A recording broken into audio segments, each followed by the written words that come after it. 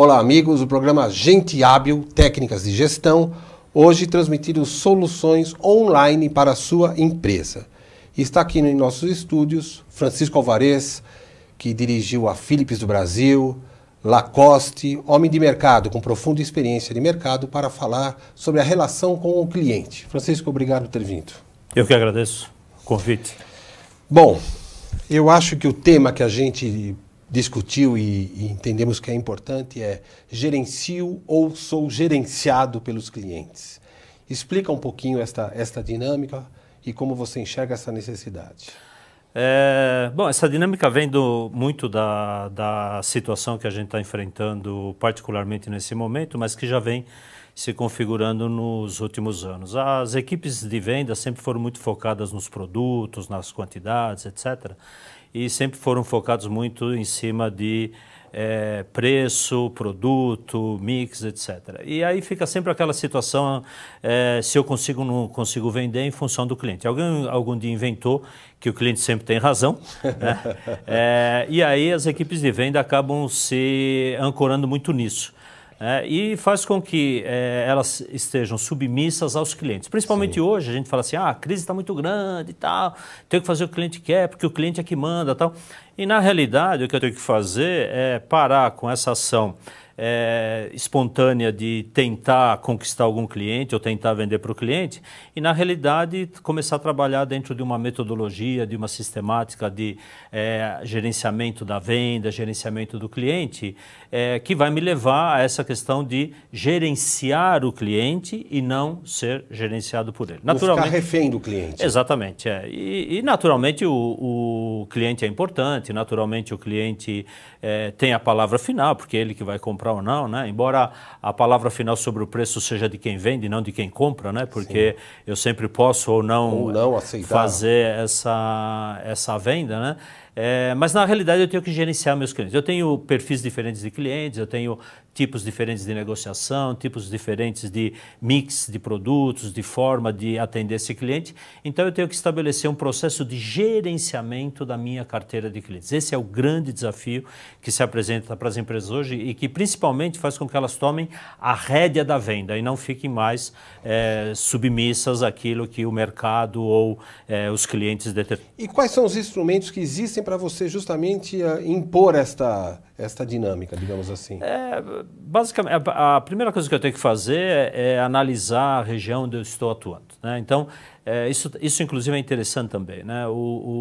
Há um certo hábito, o vendedor naturalmente, isso não é uma crítica ao vendedor, é um processo natural que acaba ocorrendo, ele vai trabalhando numa determinada região durante um certo período, ele vai se acostumando a visitar determinados clientes, nessas visitas a esses determinados clientes com maior ou menor esforço, maior ou menor desconto no preço, ele consegue o volume de vendas que ele estava esperando e de repente aquele mercado para ele fica sendo aqueles clientes que ele vem visitando habitualmente. Né? Há um outro vício também, que é sempre estabelecer a meta de vendas do período seguinte baseado no que eu fiz no período anterior, né? Então, na realidade, eu fico sempre gerenciando em torno da minha própria atividade e não gerenciando em torno do mercado, sendo mais específico, em torno daquela região que eu estou atendendo. Então, a primeira coisa é identificar quais os clientes que efetivamente existem naquela região, quais são os clientes, e isso faz com que eu saia, por exemplo, desse automatismo de visitar sempre os mesmos clientes. Então, eu vou buscar novos clientes, quais os clientes que existem na região, qual é a minha presença na região, qual é a minha penetração na região, dos clientes que estão lá presentes, em quantos realmente eu vendo. Isso já vai me dar, num primeiro momento, nessa a função de gestão, de gerenciar os clientes, vai me dar a ideia de se eu tenho ou não clientes que eu posso conquistar. A partir daí eu vou começar a qualificar os meus clientes. Quem são os meus clientes? Então, obviamente, a primeira coisa é saber qual é o potencial deles, que é diferente de quanto eu vendo. Porque eu posso, por exemplo, ter dois clientes, o cliente A e o cliente B, e para os dois eu vendo 100. Só que o cliente A, daquele produto que eu estou vendendo, compra 1000 e o cliente B compra 200. Então, num cliente eu tenho 10% de participação, no outro eu tenho 50% de participação. Então, eu vou começar agora, não mais olhar quanto eu vendo para os clientes, mas na realidade, quanto eu participo na venda desse cliente. Porque aí, voltando ao que eu mencionei anteriormente, fazer metas, no caso, eu colocaria uma meta de 110 para os dois, porque eu vou fazer baseado na minha venda do período anterior. E agora que eu sei que num eu tenho 50% e no outro eu tenho 10%, talvez nesse 50% a minha meta vai continuar sendo 100. Eu já tenho uma participação muito grande nele. E nesse outro que eu tenho 100, talvez a minha meta seja 200, porque eu só tenho 10% de participação nesse cliente. Então, na realidade, aí que eu começo a gerenciar. Então, eu começo a gerenciar, primeiro conhecendo a região onde eu estou presente, aí, obviamente, eu estou trazendo isso para a realidade de um vendedor e de uma área de vendas, né? Mas se a gente olhar para a empresa, seria a somatória das regiões e a somatória das áreas de venda. Mas trazendo isso para a realidade, para ficar uma coisa bem prática, né? A realidade de um vendedor, ele atende uma área de vendas. Bom, a primeira coisa é saber quais são os clientes potenciais daquela área de vendas, para saber se eu estou bem representado ou não, se eu estou presente nos clientes que deveria estar ou não. Isso vai me indicar quantos clientes eu posso conquistar. A segunda questão é, uma vez que eu identifiquei os clientes, que eu tenho, saber qual é o potencial desses clientes para saber qual é a minha participação nos clientes. E a partir daí, começar a estabelecer metas em função do meu potencial de clientes de crescimento nos clientes. Sim. E aí vem a questão final desse modelo de gerenciamento, que é estabelecer meta com plano de ação. Eu costumo sempre dizer que quando eu estabeleço meta baseado no que eu tinha no período anterior, estabeleço um valor qualquer, eu digo que isso não é meta, isso é desejo. Porque primeiro, não foi estabelecido com base. Segundo, não tem plano de ação. Sim. Meta tem que ter plano de ação. E agora, com essa análise que eu fiz dos clientes, eu tenho como estabelecer plano de ação para os meus clientes.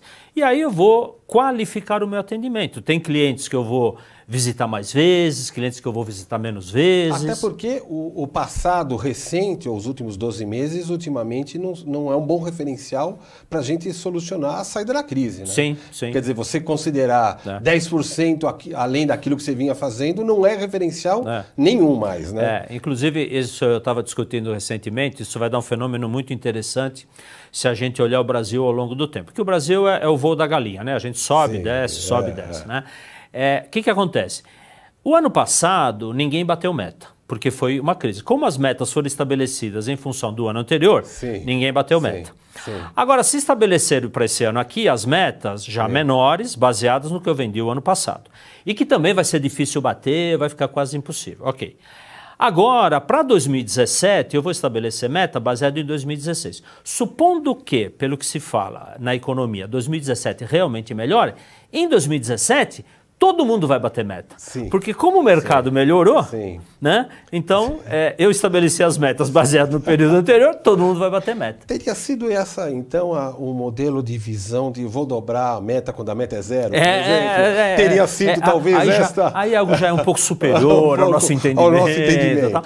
Mas, no fundo, né, é isso que é gerenciar ou ser gerenciado. Quer dizer, eu estou em função do mercado e vou reagindo tardiamente, é um pouco o que com razão, né, faz o pessoal da agricultura, né? Esse ano aqui deu milho, ano que vem todo mundo planta milho. Esse ano deu soja, ano que vem todo mundo planta soja, né?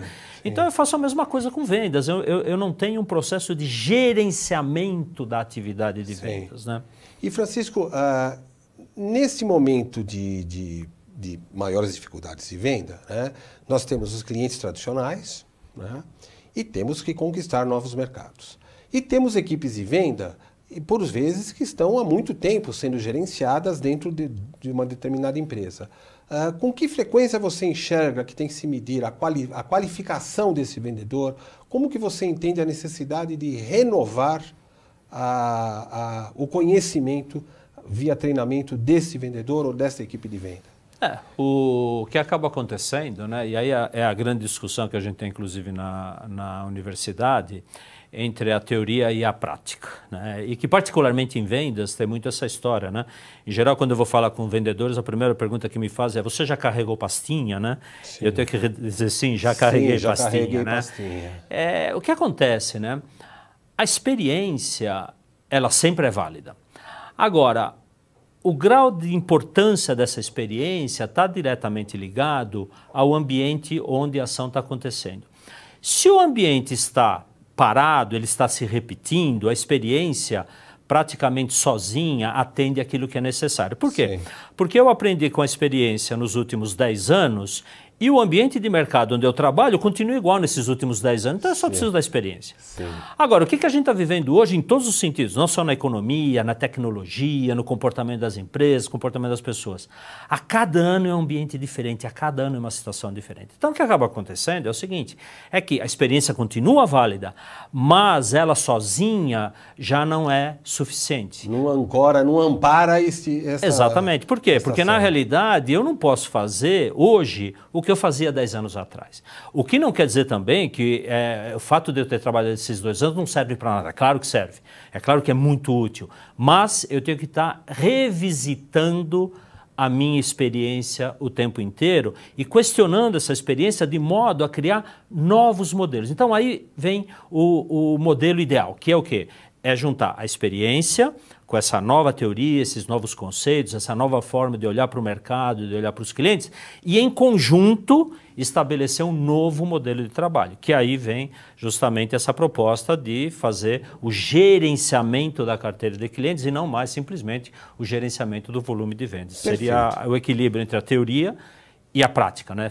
Essa junção que vai fazer com que eu me prepare para o novo ambiente, que inclusive vai ser diferente do ambiente que existe hoje. Ou seja, todo ano será um novo ambiente. Todo ano será um novo ambiente. Então fica aqui a pergunta para você, empresário, administrador da sua empresa, de uma empresa, como é que você está enxergando esses novos tempos? Saiba mais de todos esses temas. Aqui tem o 3º livro do Francisco Alvarez, né? Gestão Estratégica de Clientes, lançado recentemente pela Saraiva, da qual eu me ausentei, desculpe aqui, apesar de ter sido convidado. Não está perdoado. Mas eu vou ficar com esse. E já está até autografado. E você, internauta, se quiser saber um pouco mais, consulte os livros do Francisco Alvarez. Você continua fazendo a tradução do Philip Kotler ainda ou não? Sim, ainda sim. Ainda faço. Então esse é o perfil do nosso entrevistado de hoje. Francisco, muito obrigado por ter vindo até aqui. Tá? O programa Gente Hábil segue com um novo tema. Muito obrigado.